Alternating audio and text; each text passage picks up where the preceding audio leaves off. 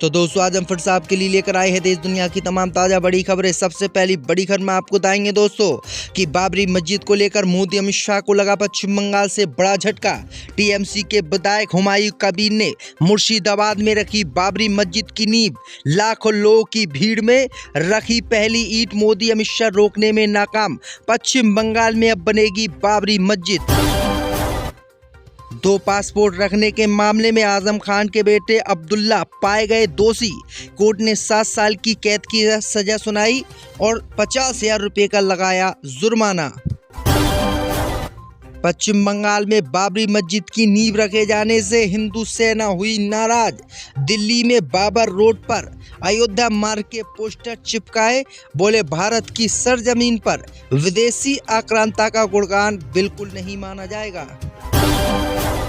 संविधान बचाओ रैली में धीरेन्द्र कृष्ण शास्त्री पर भड़के सांसद चंद्रशेखर रावण। मंच से दे दी खुली धमकी, बोले उसकी माकी ने दूध पिया है तो हमसे भिड़कर दिखाए। तो दोस्तों सभी खबरों को आपको एक एक कर बताने वाले हैं। वीडियो को लाइक कर चैनल को सब्सक्राइब कर दें। इसी बीच पर तो दोस्तों अगली खबर की ओर तो पश्चिम बंगाल में टीएमसी विधायक हुमायूं कबीर ने रखी बाबरी मस्जिद की नींव। मोदी अमित शाह रोकने में रहे विफल। दोस्तों आपको बता दें कि पश्चिम बंगाल के मुर्शिदाबाद में टीएमसी के पूर्व विधायक हुमायूं कबीर ने बाबरी मस्जिद बनाने की नींव रख दी है। दरअसल आपको बता दें कि बाबरी मस्जिद की नींव रखने के लिए विदेश से भी विधायक ने मेहमानों को बुलाया। सऊदी अरब सहित कई मुस्लिम देशों से शेख आए और उन्होंने बाबरी मस्जिद की नींव मुर्शिदाबाद में रखी थी। दरअसल आपको बता दें कि भाजपा और ममता बनर्जी ने धमकी दी थी कि हुमायूं कबीर ने अगर बाबरी मस्जिद बनाने की पश्चिम बंगाल में सोची तो उनके खिलाफ कार्रवाई की जाएगी। लेकिन हुमायूं कबीर ने खुला ऐलान कर दिया था कि ममता बनर्जी और भाजपा में अगर दम है तो वो हमें रोक कर दिखाए, हम हर कीमत पर मुर्शिदाबाद में बाबरी मस्जिद बनाकर रहेंगे। और हुमायूं कबीर ने बाबरी मस्जिद पश्चिम बंगाल में बना भी दी और मोदी अमित शाह और ममता बनर्जी हुमायूं कबीर का कुछ नहीं कर पाए। 6 दिसंबर को हुमायूं कबीर ने मुर्शिदाबाद में बाबरी मस्जिद की नींव रखी। इसी के साथ हुमायूं कबीर के साथ साथ विदेश से आए मेहमान भी वहां पर मौजूद रहे। उन मेहमानों के साथ मिलकर हुमायूं कबीर ने पहली ईंट बाबरी मस्जिद की रखी। लाखों की भीड़ की मौजूदगी में बाबरी मस्जिद की नींव रखी गई। दरअसल आपको बता दें कि जब उत्तर प्रदेश में प्रधानमंत्री मोदी और योगी आदित्यनाथ ने राम मंदिर का ध्वजारोहण किया था, उसी दिन हुमायूं कबीर ने ऐलान कर दिया था कि वो मंदिर की तर्ज पर अब बाबरी मस्जिद मुर्शिदाबाद में बनाएंगे। क्योंकि उत्तर प्रदेश में तो बाबरी मस्जिद बन नहीं रही है मुसलमानों से, लेकिन वो पश्चिम बंगाल में बाबरी मस्जिद बनाएंगे और शिलान्यास भी वो 6 दिसंबर को ही करेंगे। और हुमायूं कबीर ने ऐसा किया भी। उनको टीएमसी यानी ममता बनर्जी ने पार्टी से बाहर का रास्ता भी दिखा दिया। उसके बावजूद भी उन्होंने हर कीमत पर बाबरी मस्जिद का शिलान्यास कर दिया। तो ये बड़ी अपडेट आ रही है। भाजपा वालों और ममता बनर्जी की नींद उड़ी पड़ी है क्योंकि उन्होंने बाबरी मस्जिद बना दिया। आपकी क्या राय दोस्तों, बाबरी मस्जिद पश्चिम बंगाल में बननी चाहिए या नहीं, हमें कमेंट करके जरूर बताएं। इसी बीच बढ़ते दोस्तों अगली खबर की ओर तो आजम खान के बेटे अब्दुल्ला आजम खान को कोर्ट ने सुनाई 7 साल की सजा। दोस्तों आपको बता दें कि 2 पासपोर्ट के मामले में एमपी एमएलए विशेष अदालत ने बड़ा फैसला आजम खान के बेटे के खिलाफ सुना दिया है। अदालत ने सपा नेता आजम खान के बेटे और पूर्व विधायक अब्दुल्ला आजम खान को दोषी मानते हुए 7 साल की कैद की सजा सुनाई है और 50,000 रुपये का जुर्माना भी लगाया है। इस केस में बरेली पासपोर्ट कार्यालय के अधिकारी मोहम्मद नसीम की गवाही भी महत्वपूर्ण रही क्योंकि उन्हीं ने अब्दुल्ला को दूसरा पासपोर्ट जारी किया था। अदालत ने कहा कि अधिकारी ने नियमों का पालन न करते हुए बिना पुलिस के सत्यापन के आवेदन वाले दिन ही पासपोर्ट जारी कर दिया, जो पूरी तरीके से नियमों के विरुद्ध था। अदालत ने अपने आदेश में ये टिप्पणी भी की है कि पासपोर्ट अधिकारी ने कोर्ट में दिए बयान में अपने कदम को पूरी तरीके से सही ठहराने की कोशिश की, जिसे न्यायालय ने अनुचित और आपत्तिजनक माना। जज ने कहा कि ये व्यवहार दर्शाता है कि अधिकारी किसी स्तर पर आरोपी से प्रभावित था।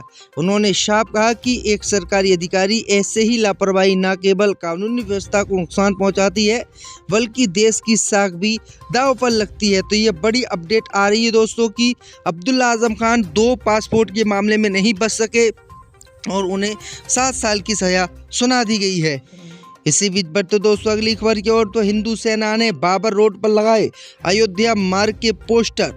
जो दोस्तों आपको बता दें कि अयोध्या में बाबरी मस्जिद की बरसी पर दिल्ली के बंगाली मार्केट इलाके में बाबर मार्ग के बोर्ड पर अयोध्या मार्ग के पोस्टर लगाए गए हैं। हिंदू संगठनों के कार्यकर्ताओं ने पोस्टर लगाकर इस जगह का नाम बदलने की मांग की है। हिंदू संगठनों का कहना है कि भारतीय समाज में बाबर जैसे विदेशी आक्रांता के नाम पर किसी भी जगह का नाम स्वीकार नहीं किया जा सकता। हिंदू संगठनों का कहना है कि कई महानगर पालिका परिषदों को भी इस संबंध में पत्र देकर ये मांग की जा चुकी है।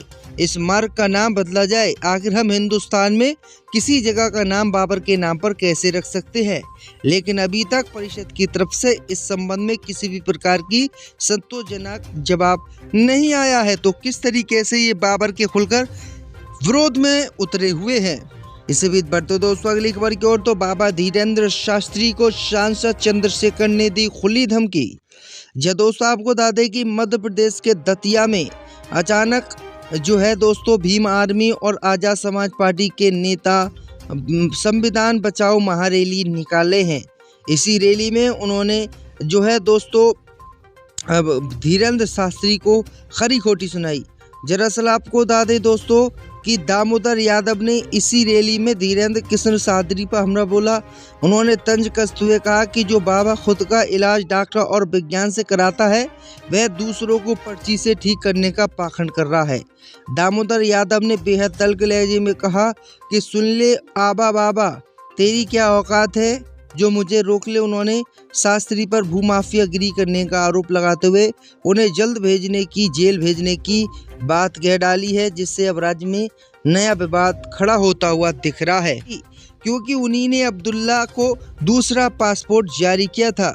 अदालत ने कहा कि अधिकारी ने नियमों का पालन न करते हुए बिना पुलिस के सत्यापन के आवेदन वाले दिन ही पासपोर्ट जारी कर दिया, जो पूरी तरीके से नियमों के विरुद्ध था। अदालत ने अपने आदेश में ये टिप्पणी भी की है कि पासपोर्ट अधिकारी ने कोर्ट में दिए बयान में अपने कदम को पूरी तरीके से सही ठहराने की कोशिश की, जिसे न्यायालय ने अनुचित और आपत्तिजनक माना। जज ने कहा कि ये व्यवहार दर्शाता है कि अधिकारी किसी स्तर पर आरोपी से प्रभावित था। उन्होंने साफ कहा कि एक सरकारी अधिकारी ऐसे ही लापरवाही न केवल कानूनी व्यवस्था को नुकसान पहुंचाती है बल्कि देश की साख भी दांव पर लगती है। तो ये बड़ी अपडेट आ रही है दोस्तों कि अब्दुल्ला आजम खान 2 पासपोर्ट के मामले में नहीं बच सके और उन्हें 7 साल की सजा सुना दी गई है। इसी बीच बढ़ते दोस्तों अगली खबर की ओर, तो हिंदू सेना ने बाबर रोड पर लगाए अयोध्या मार्ग के पोस्टर। जो दोस्तों आपको बता दें कि अयोध्या में बाबरी मस्जिद की बरसी पर दिल्ली के बंगाली मार्केट इलाके में बाबर मार्ग के बोर्ड पर अयोध्या मार्ग के पोस्टर लगाए गए हैं।